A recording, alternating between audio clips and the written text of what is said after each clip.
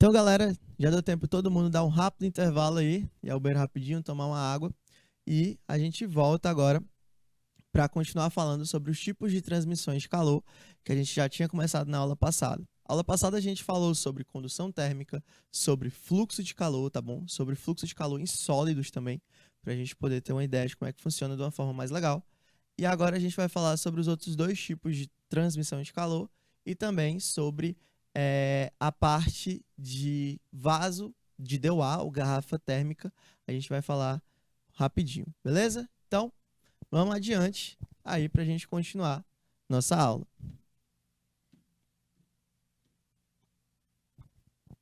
Como a gente tinha terminado a aula passada falando sobre condutibilidade térmica, eu tinha feito a minha questão e aí também ficou faltando deixar uma para vocês tentarem, né? Para que vocês consigam realizar uma questão de condutibilidade.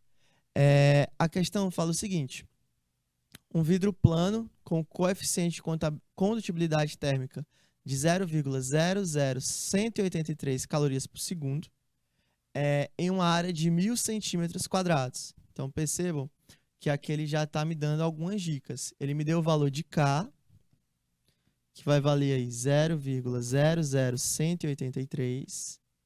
Ele me deu o valor da área, que vale 1.000 centímetros quadrados. E ele também me deu a espessura daquele cara, né?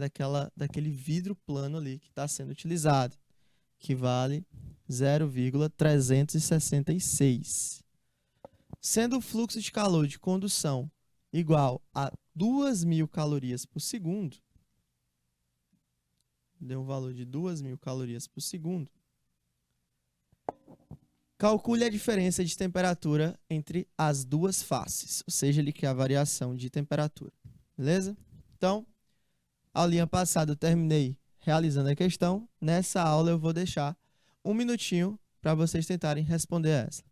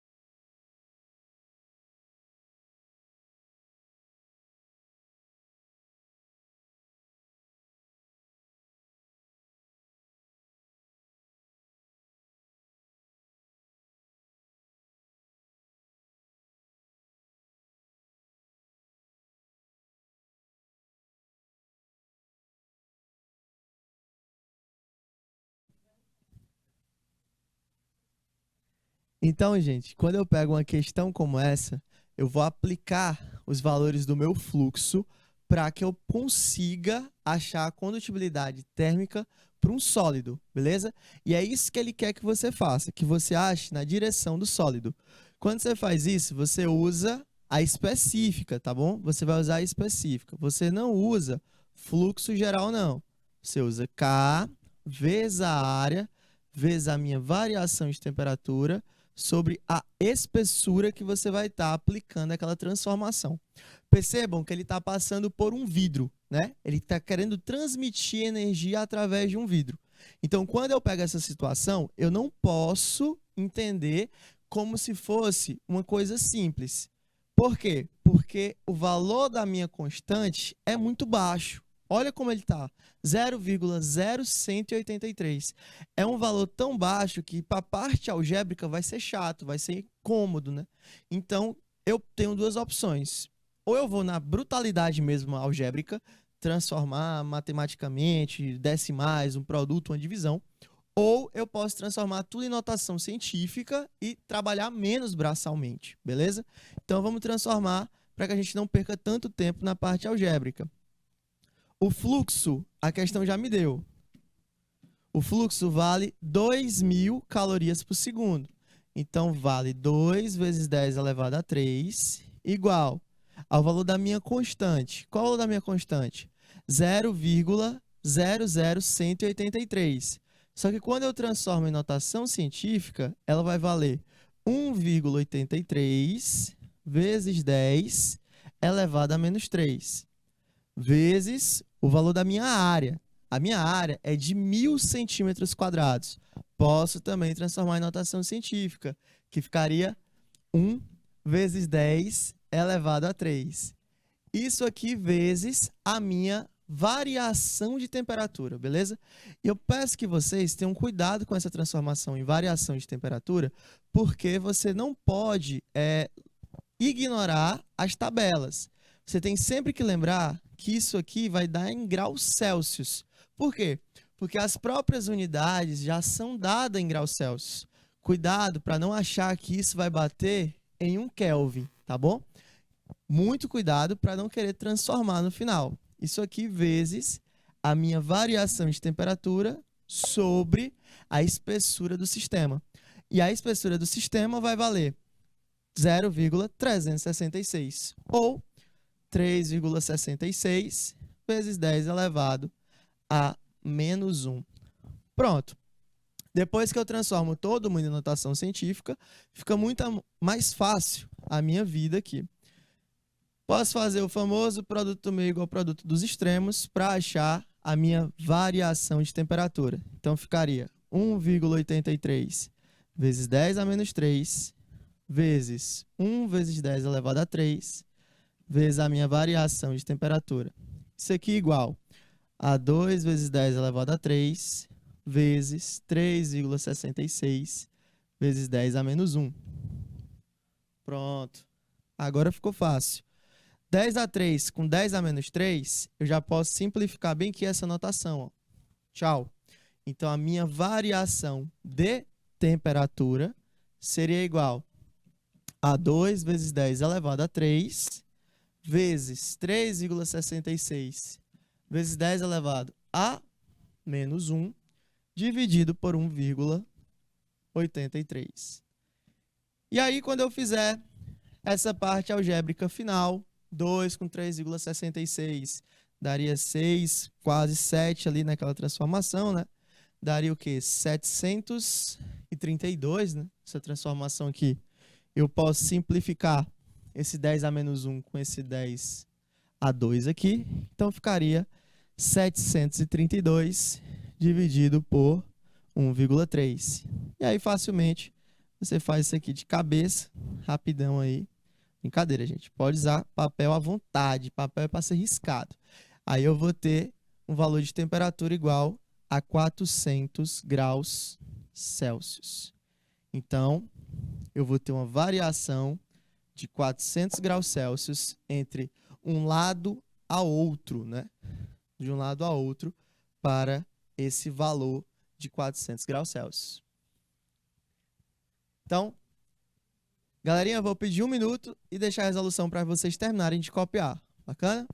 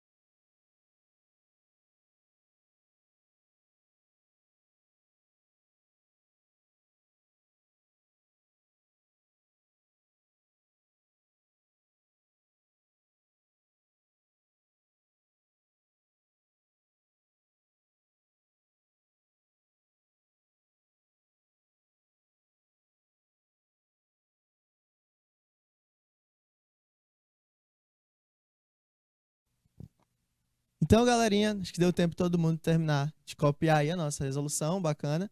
Tenham muito cuidado, principalmente com a parte de unidade de temperatura, onde sua resposta vai chegar.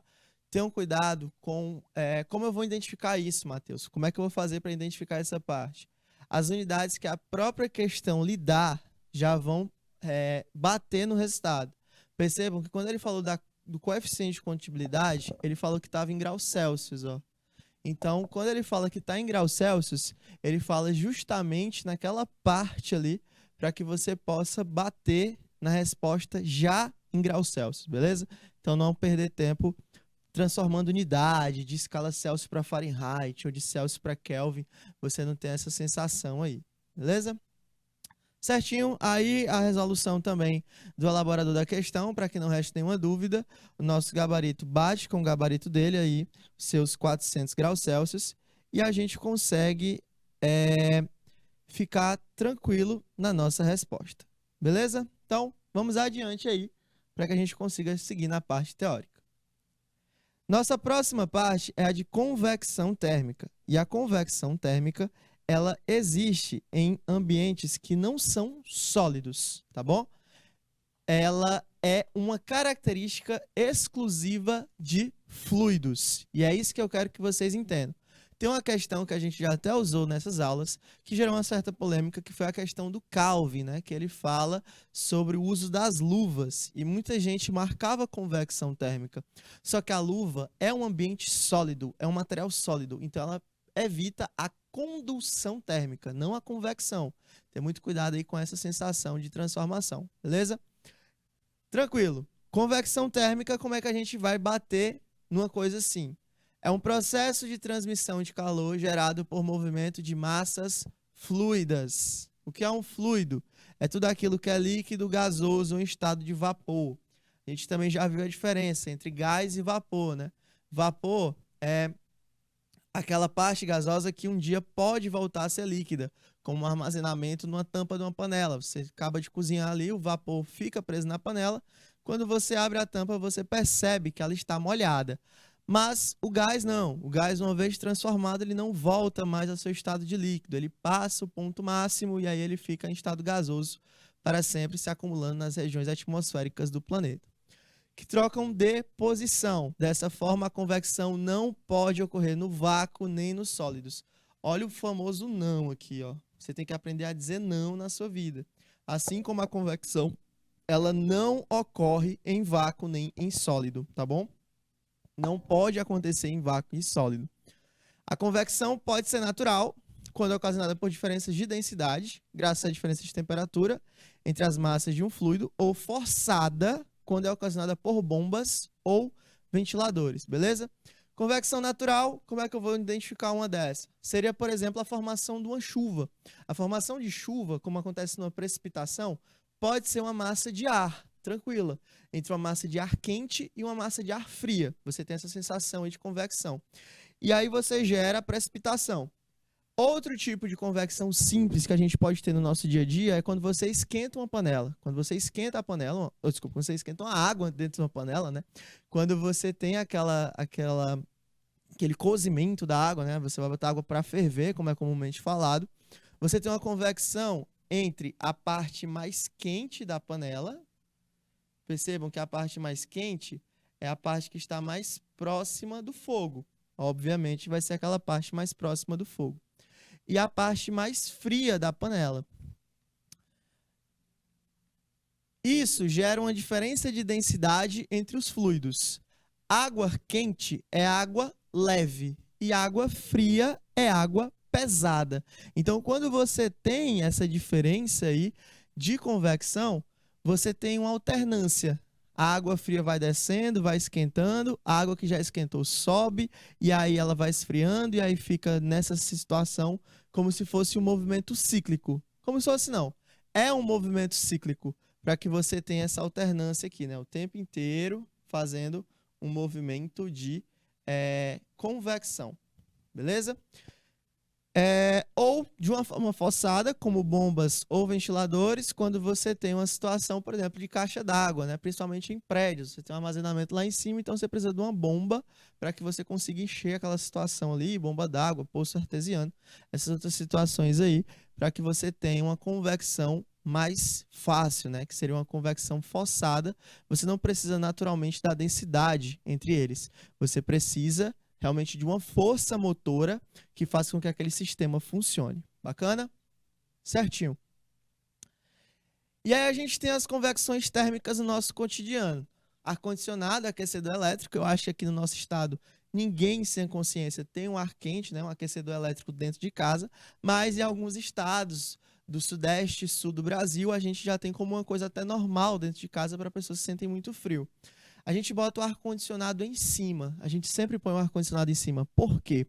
O ar-condicionado fica em cima porque ele expele ar frio. E o ar frio é um ar pesado, é um ar denso. Então ele sai e desce para resfriar todo o ambiente. Se você botasse um ar-condicionado na parte de baixo do seu quarto, esfriaria? Esfriaria. Porém, demoraria mais tempo, consumiria mais energia, porque ele vai ter uma dificuldade maior para levantar o ar, já que é um ar pesado, beleza? Ar-condicionado deve ser colocado na parte superior da parede da sala, parede aí do cômodo, né? Justamente porque ele expele um ar frio e aquele ar frio desce, empurrando o ar quente para cima.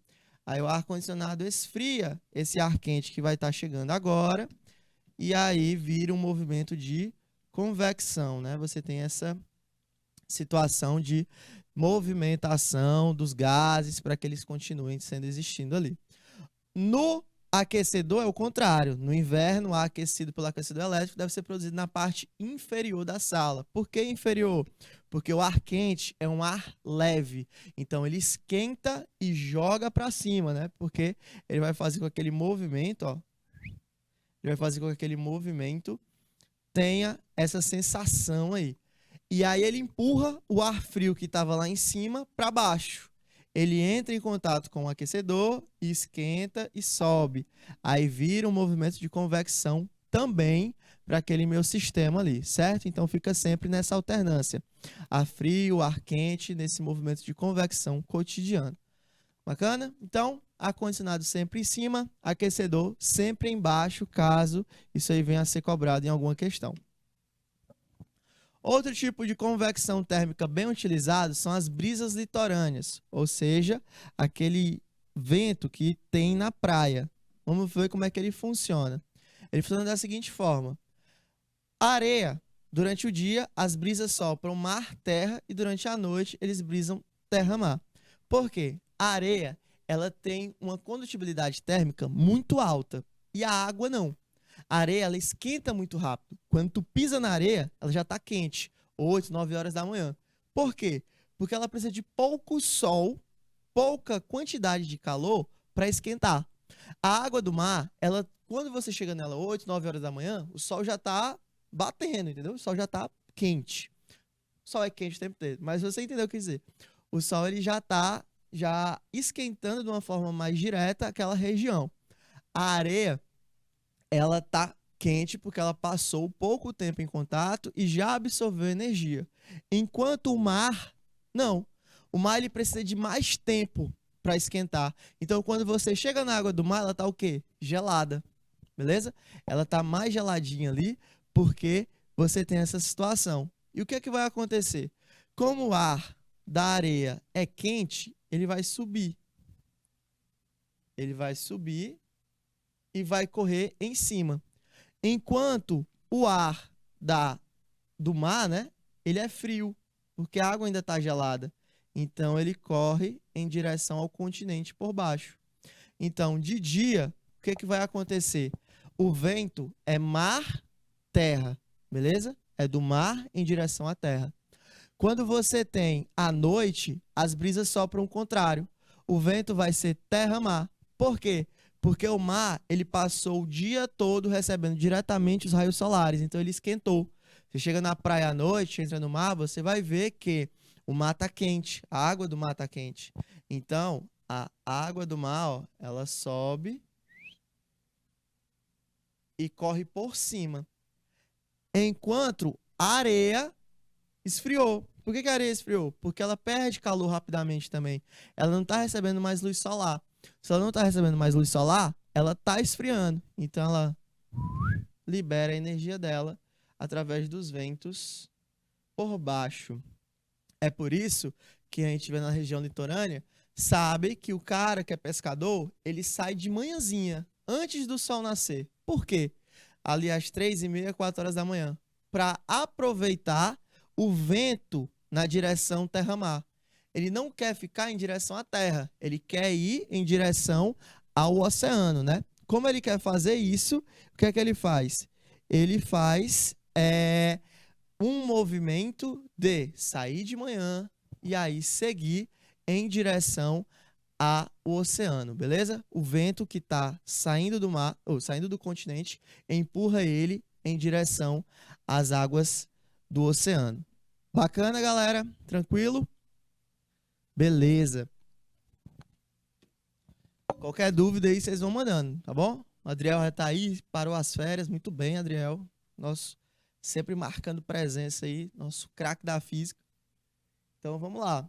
Outro tipo de convecção que é fácil a gente ver é a geladeira doméstica, tá bom? Principalmente as geladeiras mais antigas. Hoje em dia você tem a geladeira chamada frost free, né? Livres de gelo. Ou então, geladeiras que tem uma porta só. Mas, antigamente, você tinha geladeiras com duas portas. Uma porta guardava a parte do refrigerador e a outra porta guardava a parte do congelador. Bacana? Você teria essa situação aí do congelador separado daquela porta. Beleza. O que é que vai acontecer na sua geladeira? O congelador, nas geladeiras mais antigas, né? O congelador produz o ar frio e o ar frio é denso, é pesado. Então ele desce resfriando toda a geladeira. Percebam pelo desenho, as linhas azuis representam aí a queda do ar frio que vai resfriar toda a geladeira. Ele vai ocupando as partes mais baixas e empurra o ar quente para cima. Aquele ar quente é resfriado pelo congelador e aí desce de novo, tá bom? Nas geladeiras domésticas, os alimentos são resfriados pelo ar frio, que desce graças à convecção. As prateleiras são feitas com grades e não inteiriças para permitir a convecção dentro da geladeira. Por isso que a geladeira tem que ser gradeada, para ela não perder o ar frio, tá bom? Você tem aquela situação ali para não perder muito o ar frio. Por isso também tem duas dicas boas para quem aí quer economizar energia. Primeiro, a parte de verduras sempre tem que estar na parte de baixo, né? Lá embaixo. Por quê? Porque as verduras, elas estragam, elas têm um tempo de validade mais curto. Então elas ficam lá embaixo porque esse ar frio que chega lá embaixo é acumulado e gera uma conservação melhor para alguns alimentos que têm um prazo de validade mais curto, sem conservantes. É por isso que você bota frutas, verduras naquela parte mais embaixo da geladeira. Segundo ponto, quando você for lavar a sua geladeira, você vai lavar a geladeira, você tira todos os alimentos, bota fora, lava a geladeira e aí você precisa ligá-la de novo. O que é que você vai fazer se você quiser economizar energia? Primeiro, você não vai botar nenhuma massa lá dentro, ou seja, nenhum alimento você põe. Você liga a geladeira e deixa ela esfriar primeiro. Depois que a geladeira estiver fria, é que você abastece com os alimentos que você tinha posto do lado de fora. Por que isso, Matheus? Porque a geladeira ela vai esfriar de uma forma mais rápida e aí quando você pôr os alimentos lá dentro, aqueles alimentos vão trocar pouco calor com o sistema. Ou seja, o motor da geladeira não vai funcionar tanto. Logo, você tem uma certa economia de energia. Se você abastece a geladeira e só depois liga, o ar frio fica preso na primeira parte, porque ele vai esfriar todos os alimentos que estão na primeira parte, para depois descer para a segunda parte, para depois descer para a parte mais abaixo da geladeira. Então, isso vai fazer com que o motor da geladeira trabalhe mais e gere um consumo energético maior. Ou seja, você vai consumir mais eletricidade e gastar mais. E acho que isso não é a intenção de ninguém aqui. Bacana? E como é que isso seria numa questão? Vamos lá. Sétima questão fala o seguinte. Os aquecedores domésticos geralmente são instalados próximos ao chão. Entretanto, os aparelhos de ar-condicionado são instalados no alto. O motivo desses aparelhos serem dispostos dessa maneira deve-se a... Bom, fica fácil aí quando você entende O aparelho de ar-condicionado é posto em cima porque o ar frio, né, desce. O ar frio desce e empurra o ar quente para cima, fazendo uma alternância naquele sistema. E o aparelho de aquecedor é posto embaixo porque o ar quente sobe e empurra o ar frio para baixo, para que ele possa absorver parte dessa temperatura no aquecedor e fazer esse movimento. Bacana? Então, aí eu tenho o quê? Liquefação, primeiro que isso aqui não é transformação de calor. A gente está 1 hora falando isso aqui, 2 horas quase, e a gente não falou a palavra liquefação. Liquefação é mudança de estado físico, beleza? Não tem nada a ver com isso aqui.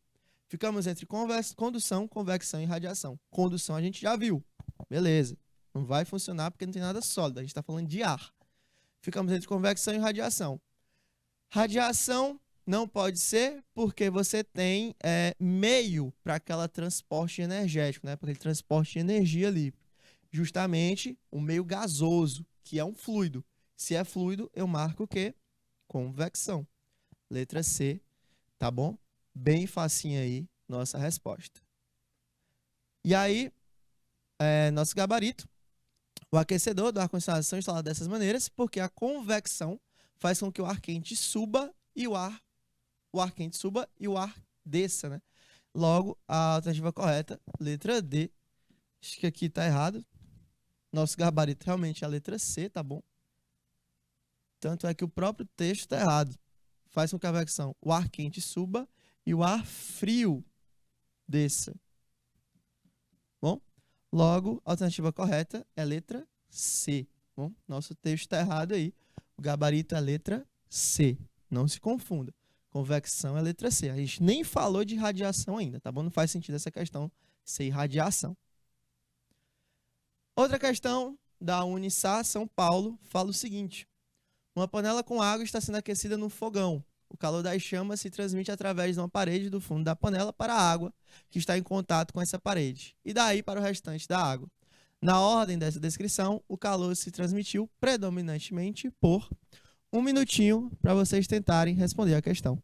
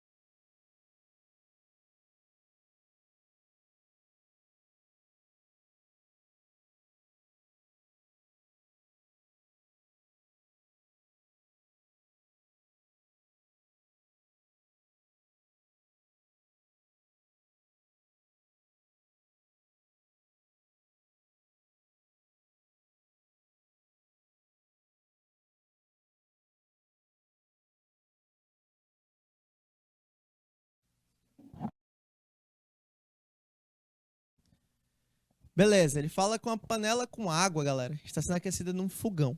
O calor das chamas se transmite através da parede do fundo da panela para a água, que está em contato, olha aí, ó, está em contato com essa parede. E daí para o restante da água. Na ordem desta descrição, o calor se transmitiu predominantemente por. Então, você tem que ter noção do que está acontecendo na sua questão, beleza? Você tem que saber qual é a ordem que ele quer. Você aprendeu a vida inteira que o mar é salgado e o céu é azul. Se a questão te disser que o mar é doce e o céu é rosa, o mar é doce e o céu é rosa. Quem manda é a questão, tá bom? A questão ela vai lhe botar nos momentos mais difíceis para saber se você sabe se sair ou não.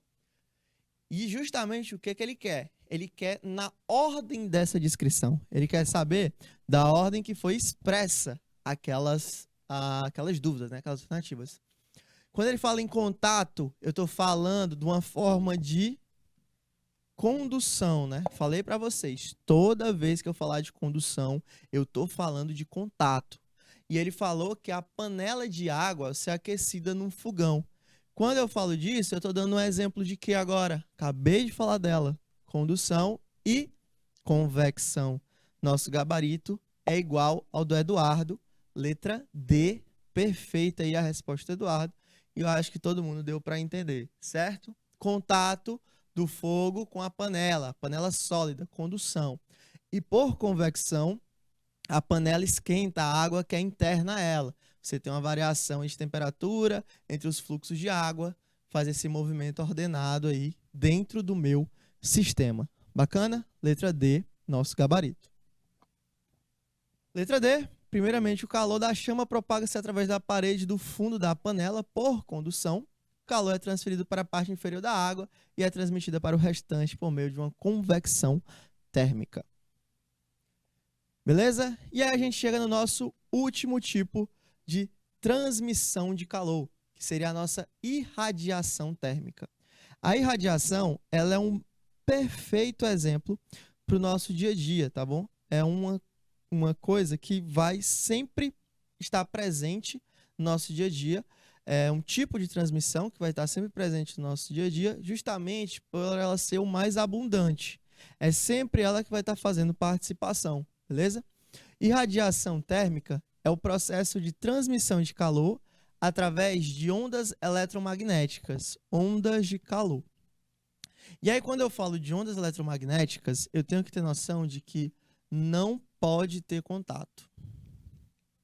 Não pode existir contato. Tá bom? Não pode ter contato. É diferente de quem?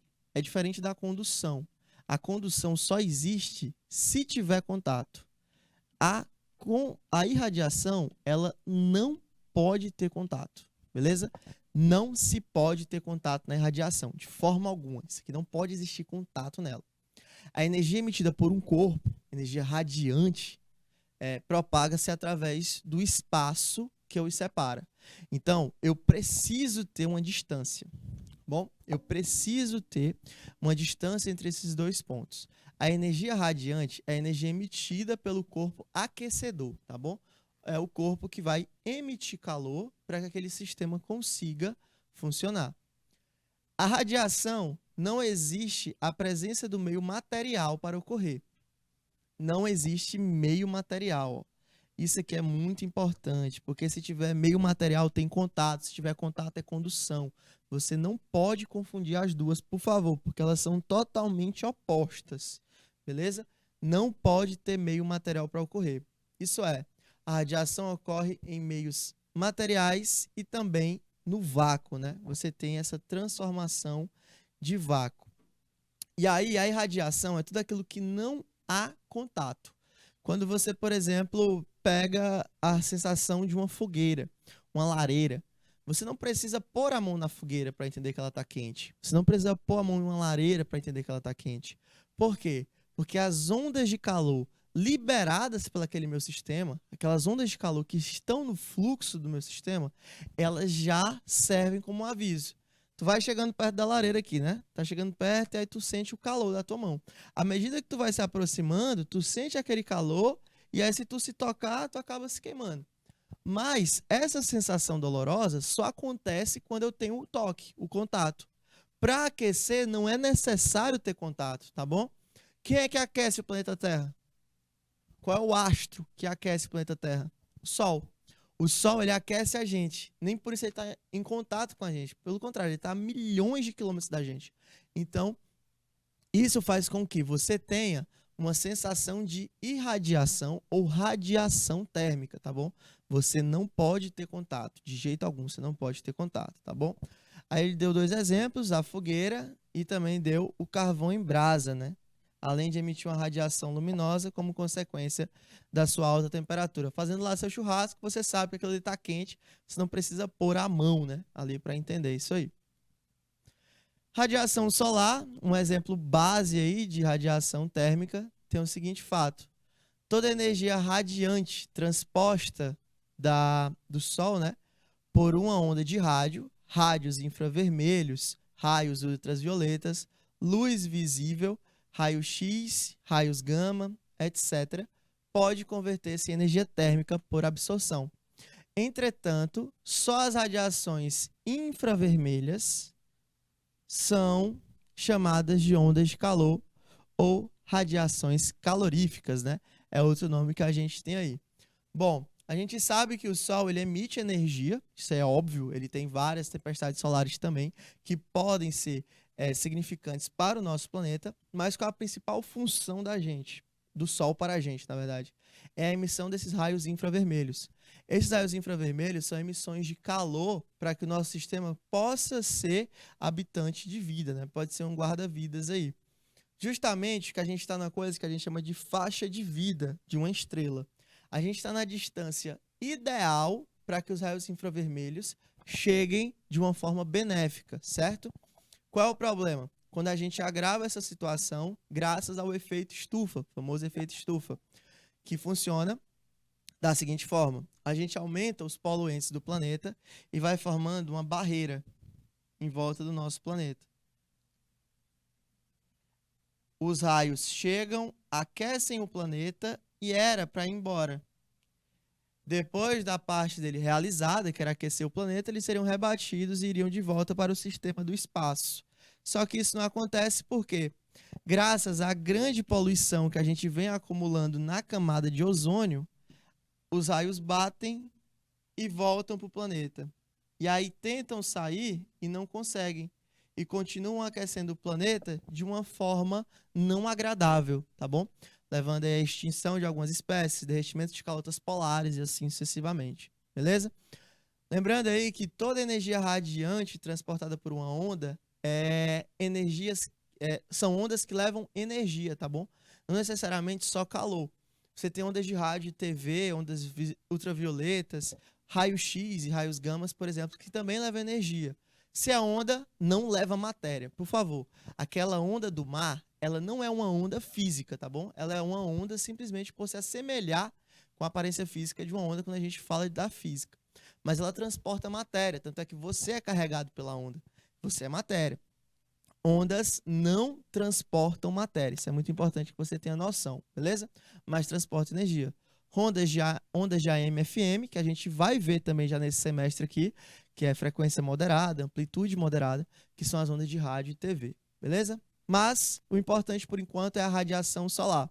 O Sol para a gente, o importante são os raios infravermelhos emitidos por ele para que conserve a vida no planeta. Bacana?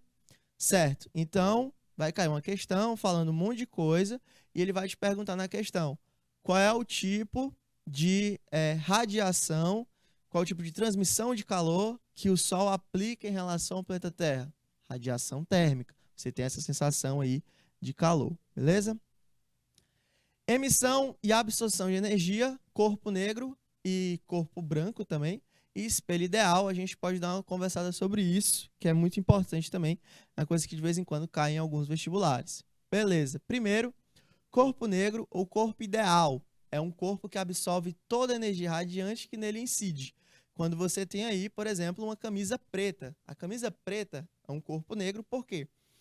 A cor que você enxerga é a cor que não é necessária para aquele tecido, para aquele animal, é a cor que não faz sentido ter nele. Você só enxerga o que a matéria reflete. Então, se você consegue enxergar agora essa tela azulada, é porque aquela tela absorveu tudo e refletiu o azul, tá bom? Existem, por exemplo, as plantas. As plantas têm várias absorções, bacana? Mas tem uma comum que nenhuma planta gosta praticamente, que é o verde. Por quê? Porque ela não usa a frequência do verde para fazer fotossíntese. Então é por isso que a maioria das plantas são esverdeadas, porque elas absorvem todas as cores e refletem o verde, já que a energia proveniente do verde não é útil para elas. E aí você tem dois corpos, corpo negro e corpo branco. O corpo branco, ele reflete tudo. Quando você tem um material branco, ele não absorve nenhuma cor. Ele reflete todas as cores que batem nele, por isso você enxerga o somatório de todas as cores, que é o branco. E o corpo negro, ele absorve tudo. Quando você tem isso, você tem um corpo ideal. Toda a energia que chega em um ambiente preto, né, uma TV que está aqui preta, uma camisa preta, ele vai absorver todas aquelas cores e não vai refletir nada. E é justamente o que torna ele um corpo ideal por causa da seu grande poder de absorção. Então você está lá querendo fazer uma atividade física no verão, que é quente, né? Verão quente. Qual tipo de roupa que eu vou usar? Quanto mais clara for a roupa, melhor para a sua atividade física. Por quê? Porque a atividade física já gera um incômodo para o seu corpo. Bacana? O seu corpo precisa se exercitar, obviamente todo mundo sabe disso, mas a atividade física gera um desgaste para o seu corpo. Você precisa repor energia de uma forma depois. Se você faz atividade física no verão, usando uma camisa preta, por exemplo, ou cores escuras, você vai absorver muita energia naquele material e vai fazer com que seu corpo troque calor, além de ser pelo suor, né? Precisa do suor para resfriar. Você vai trocar calor com o próprio material que você está usando, o tecido que você está usando. É errado. Para você fazer atividade física em ambientes quentes ou no verão, você precisa de roupas claras, tá bom? Justamente para evitar essa troca de calor com o tecido, já que ele já vai ter refletido tudo, tá bom? Espelho ideal, o corpo espelhado, é o corpo que reflete totalmente a energia radiante que nele incide, tendo absorvidade nula. É diferente espelho ideal de corpo branco. Corpo branco, ele reflete todas as cores, mas, por exemplo, uma camisa branca absorve calor. Então, ela absorve energia infravermelha, né, como a gente já tinha falado. Um corpo espelhado, não. Uma garrafa térmica, por exemplo, vai ver que ela tem uma parte espelhada. Um espelho, ele reflete calor, ele reflete todo tipo de onda eletromagnética ou não que chegue nele, tá bom? Não somente aí a parte de coloração. Então, você tem uma ideia de corpo negro e espelho ideal. Bom? E aí a gente chega lá no efeito estufa, né? Que eu já tinha até comentado um pouquinho, mas a gente comenta de novo. Condição natural de nosso planeta, que garante à Terra a temperatura média adequada à vida. O efeito estufa, ele é uma coisa que o planeta tem há milhares de anos, tá bom? Milhões aí de anos já de uma forma natural. Por quê? Porque é interessante pra gente absorver o calorzinho do sol, ó. É legal. O sol vem, bate, esquenta, parte é refletida, parte esquenta e vai embora, tá bom? Isso aqui é normal, é natural, era para ser assim. Só qual é o problema? Desde as revoluções industriais, o nosso nível de poluição aumentou exponencialmente. Nosso nível de ozônio na camada está engrossando, está tornando essa camada mais espessa. Esse raio vermelho que antes batia e ia embora, ele não faz mais isso. Ele faz o quê? Ele bate e volta completamente. Ele perde essa dissipação, o que torna o poder de aquecimento dele maior do que a gente deseja. Quando isso acontece, eu tenho um problema, porque o nível de temperatura do planeta vai aumentar de uma forma que não é agradável. Então você pode levar a uma série de desastres naturais. E aí, quando eu tenho o efeito estufa agravado, né, pelo ser humano, eu tenho um fenômeno ocasionado pela presença na atmosfera de dióxido de carbono, CO2, óxido nitroso, N2O, e metano, CH4. E outros gases, né? Você tem um acúmulo aí de praticamente todos os nobres, hélio, xenônio, criptônio, todos os nobres da tabela periódica, eles têm aí uma presença, né, muito forte nessa camada. E além da água em vapor, porque é uma água que ela não volta mais, ela continua armazenada lá em cima, e o poder de reflexão da água a gente conhece. É um poder muito forte. Então, o calor nela não é absorvido, é retornado ao planeta, né? Seria bom se ela conseguisse, em algum momento, acho que é uma das principais chaves para o efeito estufa, fazer com que essa água em vapor absorva esse calor de alguma forma que a gente ainda tem que pensar como, e precipite. Aí a gente consegue minimizar um pouco o efeito estufa. Mas, por enquanto, o certo é diminuir o consumo de carne, porque principalmente carne vermelha, porque a quantidade de água e de matéria que a gente vai precisar para gerar 1 quilo de carne vermelha é muito alta. Diminuir o uso de desodorantes aerosóis e tal, já é uma lenda bem antiga, a gente já conhece isso aí. Então, uso de carro, de transporte movido a combustão, carro, moto também, já é uma coisa que a gente tem que diminuir, mas a gente sabe que o nosso dia a dia é muito complicado, na teoria é muito fácil, mas na prática a teoria é outra. Mas tudo bem, a gente vai aprendendo aos poucos, estamos aprendendo para reverter o processo, mas o certo é que a gente tem que se policiar para que consiga chegar a uma situação agradável novamente. Por último, não menos importante, garrafa térmica ou vaso de Dewar. Aí a gente já estudou ele de uma forma separada, né? Já viu como é que funciona cada parte dele, mas a gente vai relembrar aqui para poder iniciar nosso segundo semestre. Garrafa térmica ou vaso de Dewar é um dispositivo que é utilizado para manter inalterada a temperatura do seu conteúdo o maior intervalo de tempo possível. Lembrando que não existe garrafa térmica perfeita, tá bom? Não existe garrafa térmica perfeita. A gente tenta ao máximo diminuir a perda de calor, mas dizer que a perda de calor não existe é falso, tá bom? Você precisa ter um fator de perda de calor ali, porque nada é ideal. Mas o certo é que toda garrafa térmica é feita por 3 partes: uma tampa, uma parede espelhada interna. Se você abrir a garrafa térmica da sua casa e olhar dentro dela, você vai ver que ela é espelhada por dentro, e uma região de vácuo entre o espelho e o recipiente externo, tá bom? Cada um deles com o objetivo de tirar uma forma de transmissão. O vácuo, ele tenta tirar o mais possível da condução térmica, tá bom? O vácuo, ele tenta anular a condução. Por quê? Por que o vácuo tenta anular a condução? Eu vou pôr aqui do lado o nome do que eles estão tentando anular, beleza? Por que o vácuo ele tenta anular a condução? Porque a condução ela precisa ter contato e o vácuo é justamente a ausência de matéria. Se tem ausência de matéria, eu não consigo ter condução, porque não tem contato. Então o vácuo ele tenta eliminar a condução. A parede espelhada ela tenta tirar de jogo a radiação. Porque a radiação ela não precisa de matéria, então ela precisa ser refletida o máximo possível. O calor bate na parede espelhada e mais ou menos como o efeito estufa, né? Volta e bate na outra parede espelhada e bate na outra parede espelhada e assim ele é armazenado lá dentro da nossa garrafa térmica, do nosso vaso de Dewar. Por último, a tampa tenta anular a convecção. Beleza?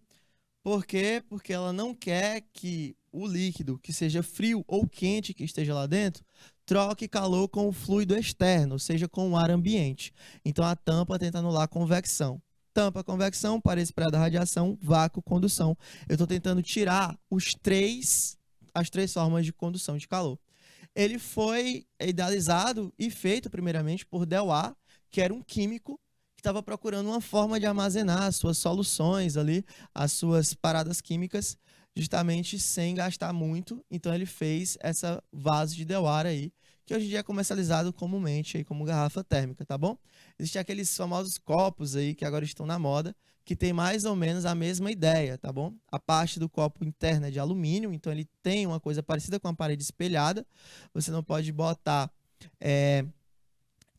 vidro, né, dentro daquele copo, que é um copo que as pessoas usam muito no dia a dia, principalmente para ingestão de bebida alcoólica, então você torna perigoso se tiver vidro, então eles botaram alumínio, tá bom? E dentro dele também, entre a parede externa e a parede de alumínio interna, tem vácuo, tá bom?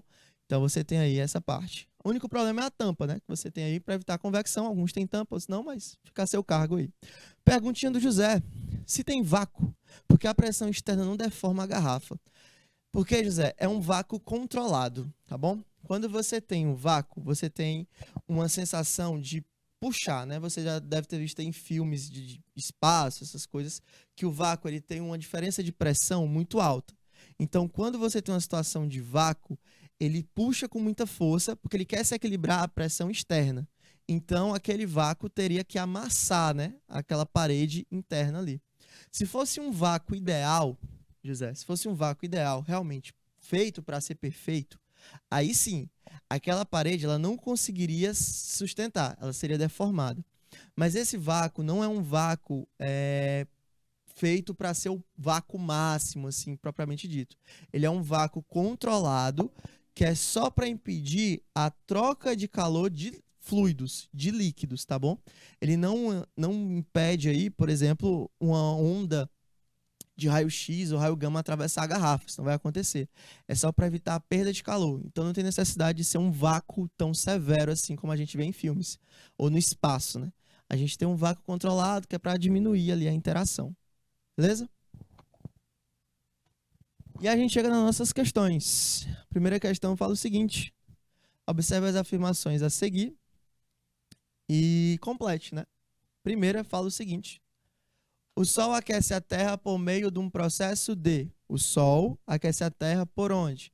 Não tem contato, então não é condução. Sol e Terra não são fluidos, então não é convecção. Acaba sendo irradiação, né?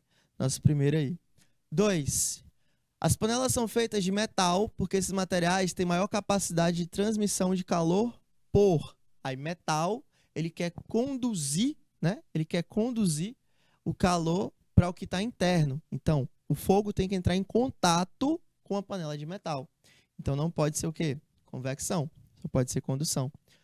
3. Os aparelhos de ar-condicionados devem ficar na parte superior da sala para facilitar o processo de convecção, né? Todos os 3 processos aí que a gente viu ao longo da nossa tarde estão perfeitamente idealizados na letra D. Então, irradiação, condução e convecção. Nosso gabarito, letra D. Gabarito, letra D, só aquece por irradiação, panelas de metal por condução, aparelho de ar-condicionado por convecção. Perfeito aí. 10ª questão, Unicamp. Um isolamento térmico eficiente é um constante desafio a ser superado, para que o homem possa viver em condições extremas de temperatura. Para isso, o entendimento completo dos mecanismos na troca de calor é imprescindível que... 1 minutinho para vocês tentarem a questão.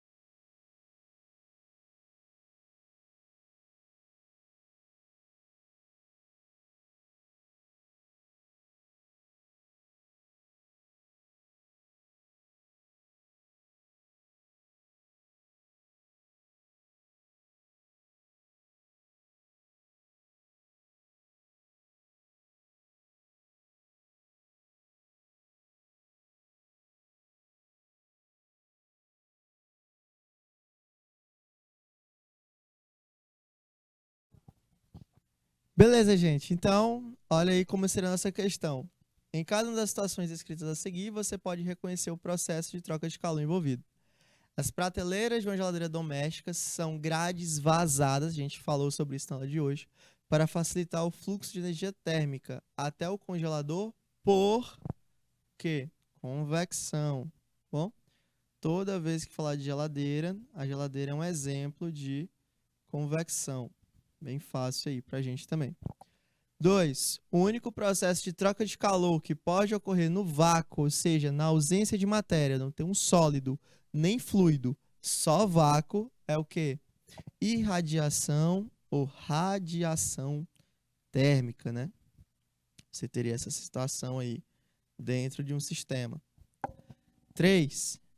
Em uma garrafa térmica é mantido vácuo entre as paredes duplas de vidro para evitar que o calor saia ou entre por condução. Você não pode ter contato entre a parede interna e a parede externa daquele sistema, justamente para evitar essa condução no meu sistema. Bacana? Então, na ordem dos processos de troca de calor utilizados para preencher as lacunas são corretamente convecção, radiação e condução, né? Nosso gabarito seria a letra D, convecção, radiação e condução. Bacana? Então, a resposta aí do autor da questão, realmente, energia térmica de congelador por convecção, geladeira sempre é convecção, processo que só ocorre no vácuo, radiação, e parede de vidro, justamente aquela pergunta que o José fez pra gente, na parte do vácuo ali, para evitar condução. Bacana? Então, galerinha, a gente termina a nossa aula por aqui. Foi um prazer inenarrável estar com vocês nessa tarde aí de terça-feira. Espero que tenha valido a pena fazer essa revisãozinha. A partir da próxima semana, a gente começa realmente a pegar no pesado, assunto novo, para a gente poder avançar aí durante o nosso segundo ano e já nos preparar para as provas. Bacana? Então, desejar a vocês uma excelente tarde, boas aulas daqui para frente que vocês tiverem, estudem, que próxima semana a gente volta com carga total. Bacana? Então, boa semana a todos, até a próxima aula. Tchau!